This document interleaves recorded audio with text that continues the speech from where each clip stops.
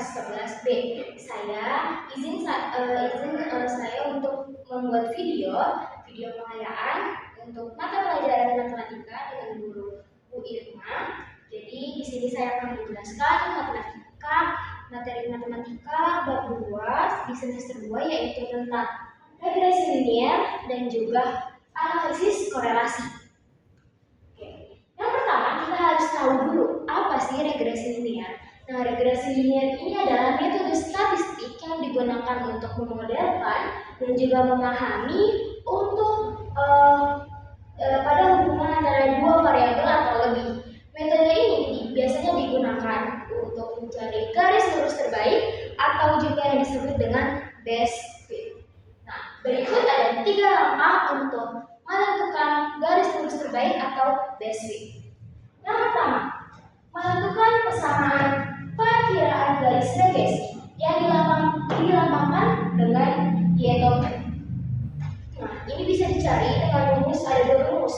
Pertama, Y topi sama dengan MX plus C atau Y min Y1 per Y2 min Y1 sama dengan X min X1 per X2 min X1.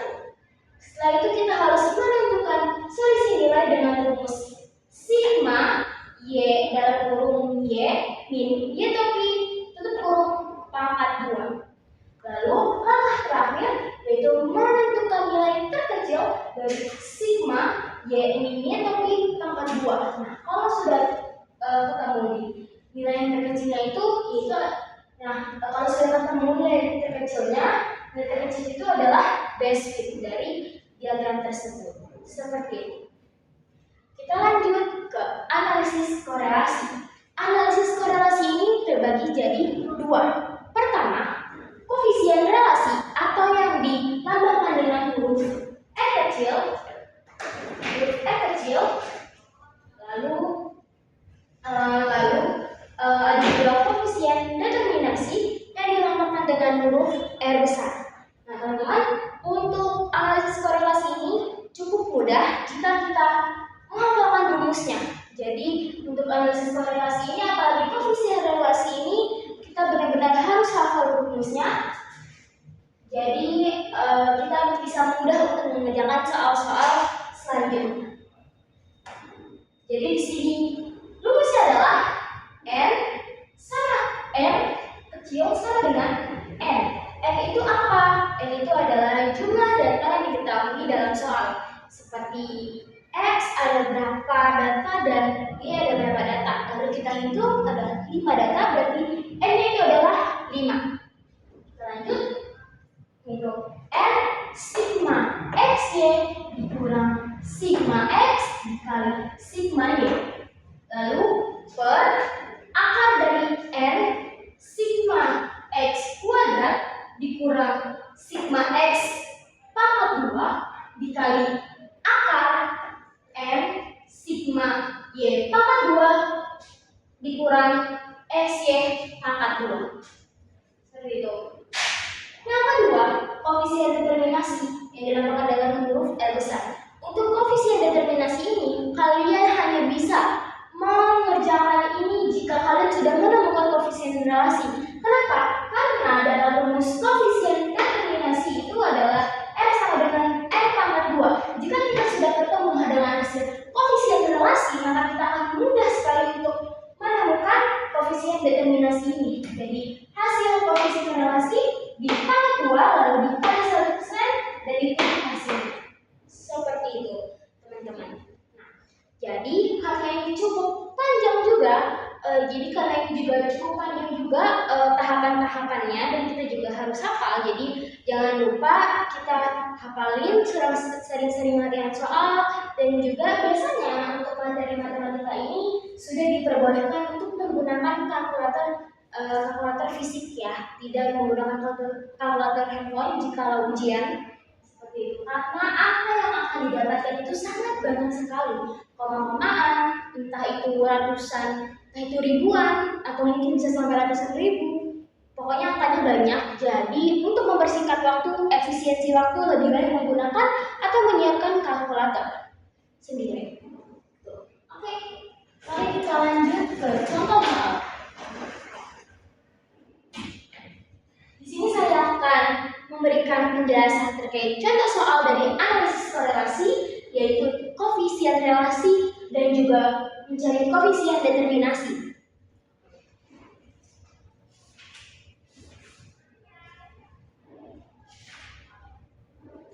Pertama, kita harus menentukan n-nya dulu untuk biar lebih cepat.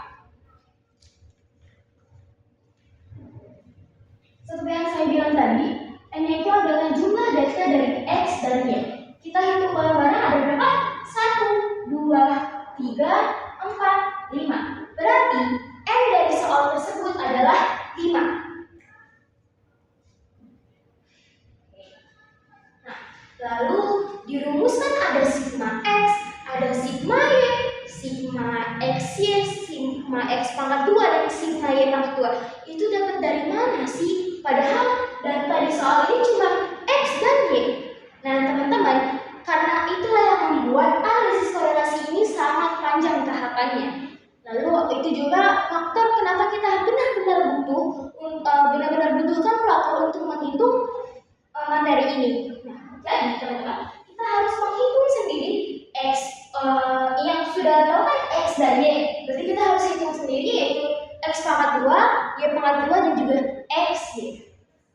Saya akan buat di sini yaitu saya akan buat x, y, x pangkat 2, y pangkat 2 dan juga x y.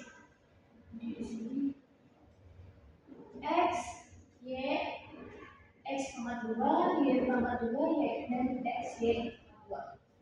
Hasilnya akan menjadi sigma x, sigma y, sigma x pangkat 2, sigma y pangkat 2 dan juga sigma x y.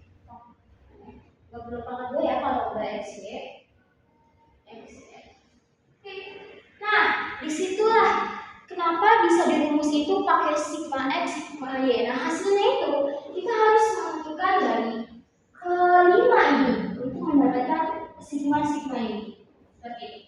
Kita lihat x-nya ada 4, 5, 6, 7 dan 8. Y-nya ada 2, 4, 5, 3, 5. Oke, kita langsung mulai aja. Di x pangkat 2 berarti data nomor 1 sampai nomor 5 kita pangkatin. Jadi ada data x. Ini ada yang pertama itu ada 4, berarti 4 dikali 4 adalah 16. Yang kedua ada 5, berarti 5 pangkat 2 adalah 25. Lalu 6, di sini 6 dikali 6 sama dengan 36. 7 kali 7, 49. Lalu 8 dikali 8 sama dengan 64. Nah, kalau sudah terjawab, kita bisa langsung jawab Y pangkat 2. Nah, berarti Y pangkat 2 caranya sama teman-teman, yaitu dipangkatin semua data yang ada di tabel Y. Yaitu berarti gini, nomor 1, 2 pangkat 2 adalah 4, 4 pangkat 2 adalah 16, 5 pangkat 2 adalah 25, 3 berapa? Ya, 3 pangkat 2 adalah 9 dan 5 pangkat 2 adalah 25. Oke, kita sudah ketemu nih x pangkat 2-nya dan juga y pangkat 2-nya. Setelah itu kita harus mencari x, y-nya. Gimana caranya? Ya kita tinggal kaliin aja data pertama x dan data pertama y. Jadi 4 kali 2 berapa, 5 kali 4 berapa, 6 kali 5 berapa, seperti itu teman-teman. Jadi 4 dikali 2 8, 5 dikali 4 20, 6 kali 5 30, 7 kali 3 21, 8 kali 5 40. Nah, belum selesai teman-teman. Kita harus menjumlahkan untuk mendapatkan sigma x, sigma y, sigma x pangkat 2 dan juga sigma y pangkat 2.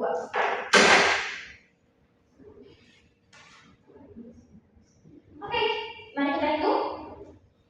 Kita hitung dulu. 4 ditambah 5 ditambah 6 ditambah 7 ditambah 8, hasilnya adalah 30.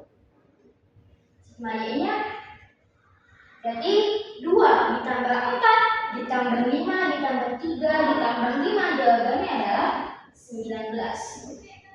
Lanjut di X pangkat 2, hasilnya 16 ditambah 2 ditambah 3, 6 ditambah 4, 9 ditambah 6, 4 sama dengan 109.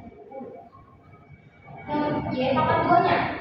Y pangkat 2, 4 ditambah 16 ditambah 25 ditambah 9 ditambah 25. Jawabannya 79. Untuk sigma X-nya berarti 8 ditambah 20 ditambah 30 ditambah 21 ditambah 40. Jawabannya adalah 119.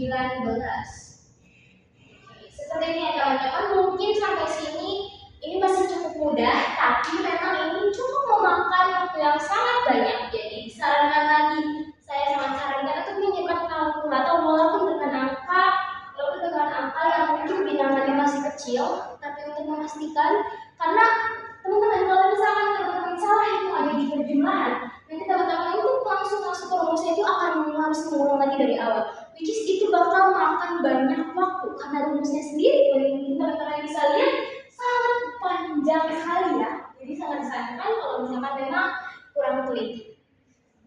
Oke, mari kita lanjut. Karena ini bahan baku sudah penuh, mungkin kita lanjut ke sini.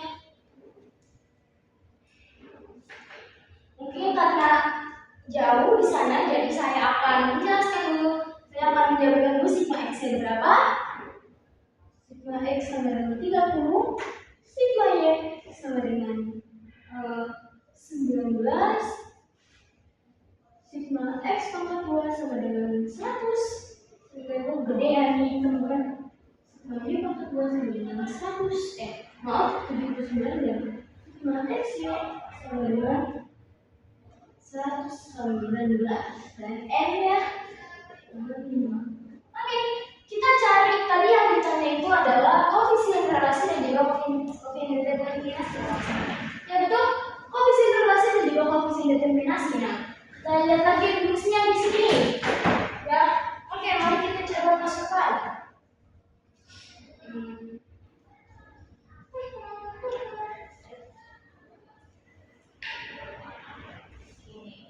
Tulis koefisien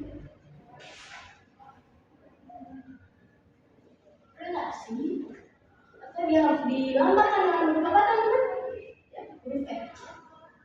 Kita langsung masukin rumus saja biar muat juga tempatnya. Jadi langsung aja kita masukin N itu adalah dengan 5. Sigma X ya, sigma X-nya berapa? 19. Bentar. Teman-teman XY 119 dikurang 30 sigma X dikali sigma Y yaitu 19 per. Oke. Teman-teman di rumah juga bisa ikut menghitung ya, supaya kalau memang ada teman-teman bisa bentuk komen mungkin kalau saya taruh di YouTube video ini.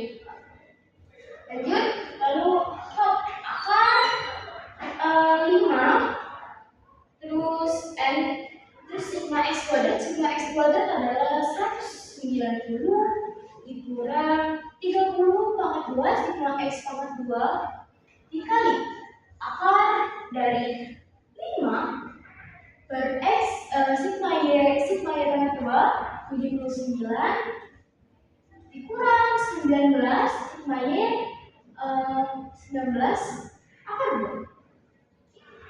Kita langsung dapat hasilnya. Saya udah ngerjain soalnya. Hijaunya itu 50 ini kita.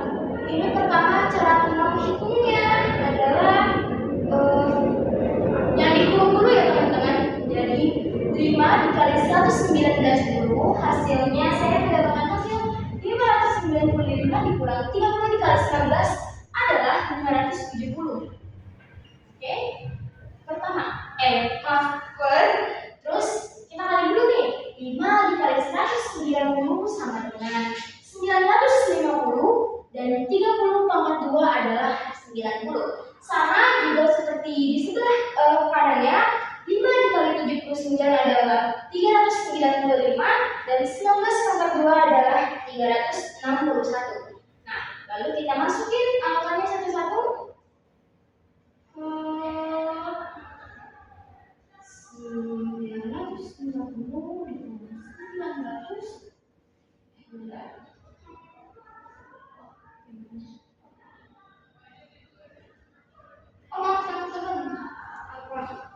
ternyata nggak harus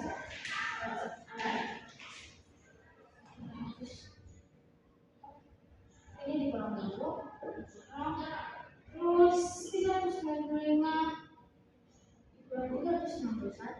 Oh, saya dapat hasilnya dari 595 dikurang 570 adalah 25. Oh, akar dari 50 dikali 34. 50 dikali 34. Nah, 50 itu dari mana? 50 itu didapat dari 950 dikurang 950. 365 dikurang 300. Maaf teman-teman, dari ini bukan. Oh iya, saya bikin kali ya. Nah,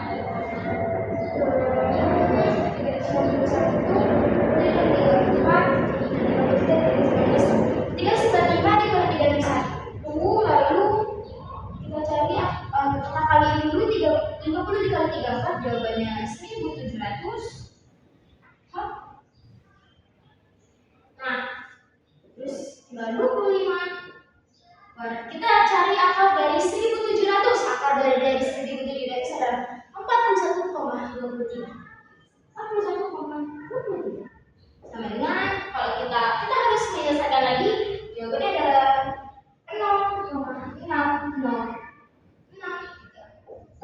Sudah ketemu koefisien relasinya. Sekarang kita cari koefisien determinasinya. Koefisien determinasinya seperti saya tadi bilang, kalau kita sudah menemukan koefisien relasi, kita sudah menemukan R ini, maka kita akan lebih mudah untuk menyelesaikan koefisien determinasi. Oke, saya akan lanjut di sini. Nama R sama dengan berapa R pangkat 2 yang kita dapat? Maaf, R yang kita dapat 0,603.